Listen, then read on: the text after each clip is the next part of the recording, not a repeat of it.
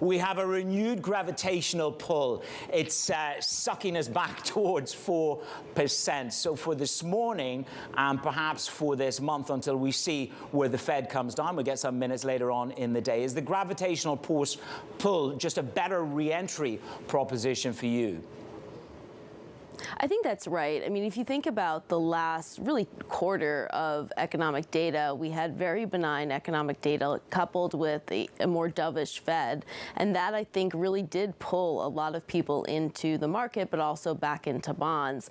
I think right now the fundamentals or prices have sort of outstripped the fundamentals. I do think that we'll get there over time, but I think typically January is a month where you see trend reversals. It's also a month, just given the extent of the rally, that you would expect to see a pause after what was a tremendous, sort of monster rally across all global assets. And so I think right now we're really just taking a step back, digesting the data, and we need to see the fundamentals now catch up with the market momentum and prices that we experienced in the fourth quarter of last year. And that's where the divorce is. I want to get a sense from you. I mean, obviously you can evangelize, Erin, in that bonds will emerge as the standout asset class. So I'll give that to you, but I want to know why, and in a relative sense, Peter, why should I think that bonds are going to be, it's going to be a great year for bonds relative to equities? Erin, first of all, stand up the argument on bonds will emerge as the standout asset class, and if so, where on the curve will it stand out?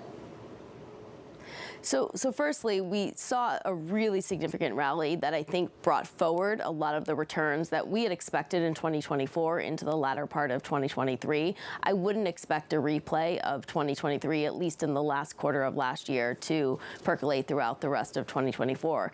That said, I still think that, at, sort of close to 4%, bonds still offer value to long-term fixed income and really global asset owners, given the fact that now we're starting to see them provide more defensive strategy, particularly in downward data or weaker data than expected. You're starting to finally see some of the diversification benefits of fixed income start to pick back up. Secondly, at about 4% return, that is attractive for a long-term owner with very low risk. And so if you think about that relative to the equity risk that you're taking in a portfolio, you're guaranteed a pretty good return over the next sort of 5 to 10 years in a fixed income asset. I think that on top of that, you're also getting the benefit of capital appreciation. And I do think that as we see the data slow from here in the first quarter, you're not only going to get real yield return, but you'll also get capital return. So it's really this sort of trifecta of fixed income that you're getting now, which you haven't gotten for much of the last several years across fixed income assets.